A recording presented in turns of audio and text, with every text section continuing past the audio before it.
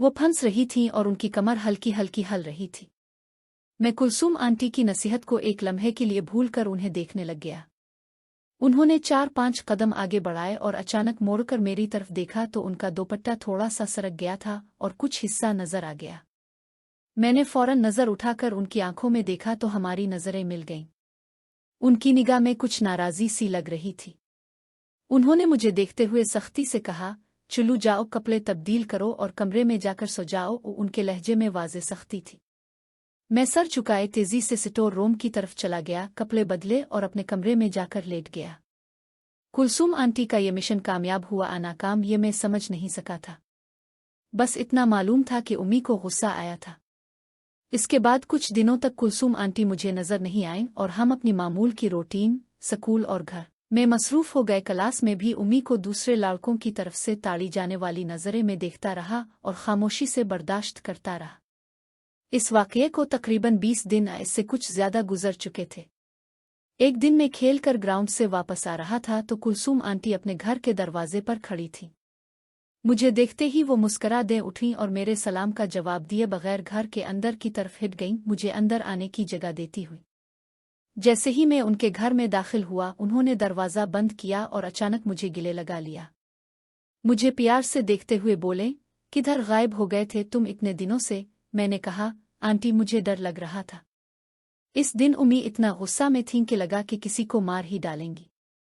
Kulsoom aunty ने मुझे गिले लगाए रखते हुए कहा, अरे इसकी फिक्र ना करो, बस तुम देखते जाओ मैं क्या करती हूँ। ये कहते हुए वो नीचे बैठ गईं और मेरे कपड़े दुरुस्त करते हुए मुझे करीब खींच लिया। वो बहुत जज्बाती हो रही थीं और मुझे प्यार कर रही थीं। इसके बाद उन्होंने अपना दोपट्टा दुरुस्त किया और सहने पड़ी चारपाई के करीब जाकर खड़ी हो गईं। मुड़कर मुझे देखते हुए बोले, चुल्लू अब करीब आओ, फिर देखना मैं तुम्हें एक बड़ा सरप्राइज दूंगी। मेरा दिल उनकी तरफ खींच रहा था लेकिन उम्मी का ख्याल भी साथ साथ आ रहा था। फिर भी मैं उनके करीब गया और हम दोनों एक दूसरे के करीब हो गए। वो बहुत जज्बाती हो गईं और हमने एक दूसरे को प्यार किया। कुछ देर बाद वो सुकून से सीधी हुई, मुझे प्यार से देखा, फिर बोले, कल छठी है ना? कल सुबह मैं तुम्हारे घर आऊंगी और तुम्हें एक खास सरप्राइज दूंगी। कैसा सरप्राइज? मैंने पूछा। वो कुछ सोचते हुए मुस्कुराईं और बोले, देखो अभी नहीं बताती, लेकिन तुम बीच में कुछ मत करना, बस मुझे देखकर इशारा कर देना। मैंने पूछा, मुझे क्या देखना है? वो बोले, कल सुबह तुम्हारी उम्मी को घर से एक खास चीज दी जाएगी। अगर वो इसे कबूल कर लें तो तुम फौरन मुझे आकर बता देना। मैं कुछ और ही सोच रहा था, मेरे तमाम अरमानों पर जैसे पानी फिर गया। लगा कि ये क्या बात हुई, अब ऐसी चीज के बारे में भी आकर बताना है। दिल ही दिल में ये बात मुझे बुरी लगी, लेकिन मैंने सर हिलाकर कहा, ठीक है आंटी, मैं बता दूंगा। आंटी तजर्बाकार थीं, मेरी हिचकिचाहट फौरन भांप गईं और बोले, देखो पूरी बात तुम्हें कल खुद समझ आ जाएगी, तुम बस ये जरूर कर देना करो।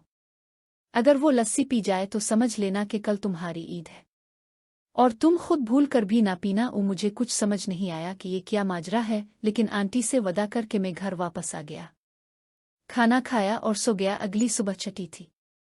मैं जागा, नाश्ता किया और फिर घर में ही बैठ गया। दिल में बस यही था कि कब कोई आता है और क्या होता है। इसी इंतजार में इधर उधर घूमता रहा।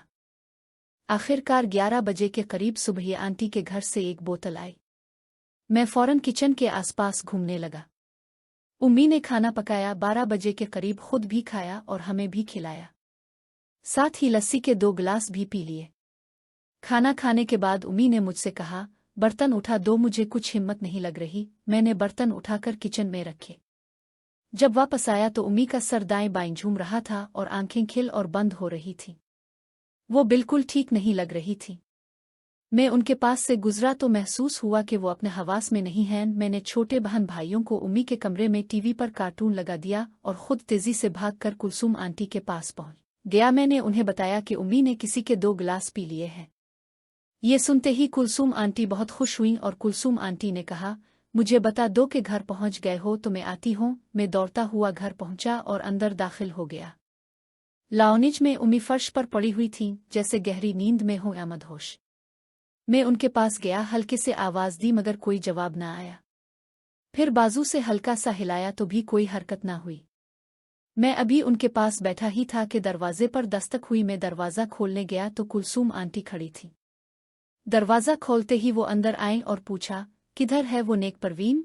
मैंने परेशानी से कहा, लाउनिज में है, बेहोश हो गई है। मेरे चेहरे पर परेशानी के आसार देखकर कुलसूम आंटी मुस्कुराईं और बोले, फिक्र न करो, मैं तुमसे दोस्ती निभा रही हूँ। इसे कुछ नहीं होगा, बस थोड़ी देर आराम कर लेगी। हम बातें करते करते लाउनिज में पहुंचे। आंटी ने बाकी बहन भाइयों का हाल पूछा तो मैंने बताया कि वो कमरे में टीवी देख रहे हैं।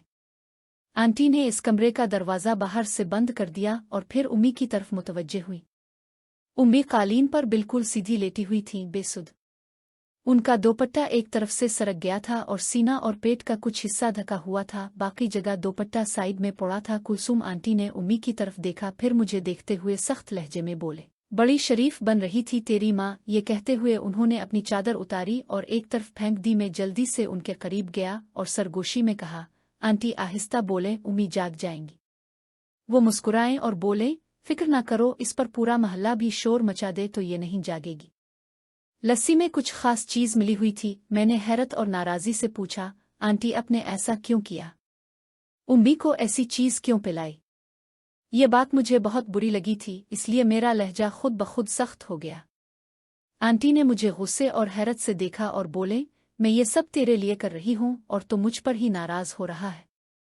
मुझे पहले ही गुस्सा था कि वो उम्मी को बुरा भला कह रही थी, और अब ये बात कि उन्होंने किसी के साथ मिलकर उम्मी को ऐसी चीज पिलाई, ये सुनकर मुझे और भी तकलीफ हुई। मैं घर का लाडला था, मुझसे कभी किसी ने इस तरह सख्ती से बात नहीं की थी और ये सारी सूरत-ए-हाल मुझे बहुत अजीब और गलत लग रही थी। मैंने कहा, ठीक है, लेकिन अब जिस तरह बात कर रही है थी जो फितरी तौर पर माँ के वजूद की तरफ खींचती थी, लेकिन माँ की बेइज्जती और तजलील मुझसे बर्दाश्त न हो रही थी। अभी कुछ लम्हे पहले जो दिल में उम्मी के जिस्म की तरफ कशिश थी वो अब बदल चुकी थी। कुलसूम आंटी मुझे एक खतरनाक औरत लग रही थी जो उम्मी को नुकसान पहुंचाने पर तली हुई थी। मैंने उनकी बात सुनकर कहा, आंटी आप ये किस तरह की बातें कर रही है? उम्मी को इस तरह बुरा भला क्यों कह रही है? ये कौन सा तरीका है? ये सुनते ही वो और ज्यादा गुस्से में आ गईं और सख्त लहजे में बोले, अरे तो मुझे तमीज सिखाएगा? तेरी इतनी औकात के मुझसे इस तरह बात करे? उनकी बात सुनकर एक लम्हे को मुझे डर लगा कि अगर उन्होंने ये बात किसी और को बता दी तो मैं बुरी तरह फंस जाऊंगा। लेकिन अगले ही लम्हे मेरे ज़हन में ख्याल आया कि अगर कोई पूछे तो मैं कह दूंगा कि आंटी घर की किसी चीज़ के बारे में पूछ रही थी। मैंने ना बताया तो वो नाराज हो गई। ये सोचते ही मेरा डर कुछ कम हुआ और मैंने उनकी तरफ थोड़ा गुस्से से देखते हुए कहा, अब ये घटा अंदाज में बात मत करो। अगर आपको बदला लेना है तो मुझे अहमक बनाकर और हमारी तजलील करके ना लो। मैंने आपसे दोस्ती जल होने के लिए तो नहीं की थी। आप गलत कर रही हैं। मुझे थोड़ा गुस्सा था इसलिए ये सब बोल गया। कुलसूम आंटी आगे बढ़ी, मेरे करीब आईं और अचानक मुझे एक जोरदार थप्पड़ मार दिया। दांत पीसते हुए बोले, नारंगी के बच्चे, तुम्हारी ये जुर्रत! फिर उन्होंने मेरे बाल पकड़कर जोर से झटका दिया और एक और थप्पड़ मारा। बोले, तुम इस इज्जत और कुर्बत के लायक ही नहीं थे। कहते हुए उन्होंने मुझे जोर से धक्का दिया जिससे मैं उम्मी के ऊपर जा गिरा। कुलसूम आंटी ने मुझ पर गुस्से और नफरत भरी निगाह डाली, अपनी चादर उठाई और सख्त लहजे में बोले, अब सारी उम्र अकेले ही रहना। तुम इस काबिल नहीं थे कि तुम्हें वो खुशी दूं जो दे सकती थी। मैं उनसे उम्र में बहुत छोटा था, गुस्सा तो बहुत था, लेकिन मैं ये भी जानता था कि उनका मुकाबला नहीं कर सकता। इसलिए फर्श पर पड़े पड़े ही मैंने की तरफ देखते हुए कहा, दफ हो जाओ, अपनी बुरी शक्ल लेकर मेरे घर से निकल जाओ। तुम दोस्ती के लायक नहीं थे, गलती मेरी थी, इसलिए तुम दफ हो जाओ। कुलसूम आंटी ने मुझे गुस्से से घूरा, सख्त लहजे में बोले, जा निकल जा कुत्ते के बच्चे, और उठकर बाहर की तरफ चल पड़े। जैसे ही वो दरवाजे से बाहर निकले मैं दौड़कर बाहर गया, दरवाज़ा बंद किया और जल्दी से अंदर वापस आ गया। अंदर दाखिल होते ही मुझे जैसे झटका लगा, दिल जोर जोर से धड़कने लगा और सर में चक्कर आने लगे। उम्मी उठकर बैठी हुई थी। उन्होंने अपना सर दोनों हाथों से थामा हुआ था। जब उन्होंने मेरी तरफ देखा तो उनकी आंखों से मुसलसल आंसू बह रहे थे। उन्होंने मुझे अपने करीब आने का इशारा किया। मेरी तो जैसे जान ही निकल गई। मुझे लगा कि उम्मी सब कुछ जान चुकी है। आने वाले लम्हात का तसव्वुर ही खौफनाक था। मेरी हालत ऐसी हो गई कि मैं थर थर कांपने लगा। कांपते हुए मैं उम्मी के सामने जाकर खड़ा हुआ। उन्होंने मुझे फर्श पर बैठने का इशारा किया और खुद नजरें नीची करके देखती रही। मैं भी चुपचाप उनके सामने बैठ गया कर फर्श को झूरने लग गया। कमरे में एक गंभीर और भारी खामोशी छा गई थी। कुछ देर इसी सन्नाटे में गुजरने के बाद उम्मी ने आहिस्ता से खामोशी तोड़ी। सर अब भी झुकाए हुए बोले, मैं कुछ तो समझ गई हूं कि मामला किया है, लेकिन एक बात मुझे समझ नहीं आ रही कि मेरी तरबियत में कहाँ कमी रह गई जो तुम मुझसे खिलकर बात करने के बजाय इस औरत के करीब हो गए। फिर थोड़ी सी तवक्कुफ करके वही सख्ती आवाज में शामिल करते हुए बोले, मुझे शुरू से आखिर तक सारी बात बताओ। कोई झूठ नहीं, कोई बात छुपाना नहीं। अगर सच बोलोगे तो शायद तुम्हारी जान बच जाए, वरना मुझे 70% बात तो पहले ही पता चल चुकी है। उनका सर अब भी नीचे झुका हुआ था, लेकिन आवाज में ऐसी सख्ती थी कि मेरे रूंगटे खड़े हो गए। मैंने डरते डरते उनकी तरफ एक नज़र उठाई और फिर नज़रें झुका ले। आखिरकार हिम्मत करके शुरू से आखिर तक सब कुछ बता दिया। स्कूल में उन्हें दूसरे लड़कों की नज़रें पड़ने वाली बात, सर की शिकायत, कुलसूम आंटी का मुझे डांटना, फिर उनका मुझे अपने घर बुलाना, उनकी बातें, उनका मुझे करीब लाना, सब कुछ। अलबत्ता जहां बात उनके दरमियान करीब होने और जिस्मानी ताल्लुक की तरफ गई, वहां मैंने अल्फाज को बहुत गोलमोल कर दिया। सिर्फ इतना कहा कि आंटी मुझे अपने करीब खींचती रहें और मैं गलती करता गया। उम्मी इस दौरान खामोशी से बैठी रही। वो नाखून से फर्श पर लकीरें खींचती रहें, कभी एक सीधी कभी टेढ़ी। मेरी बात सुनती रहे, लेकिन एक बार भी मेरी तरफ न देखा, न कोई तबसरा किया, न कोई सवाल पूछा। बस चुपचाप सब कुछ सुनती गईं।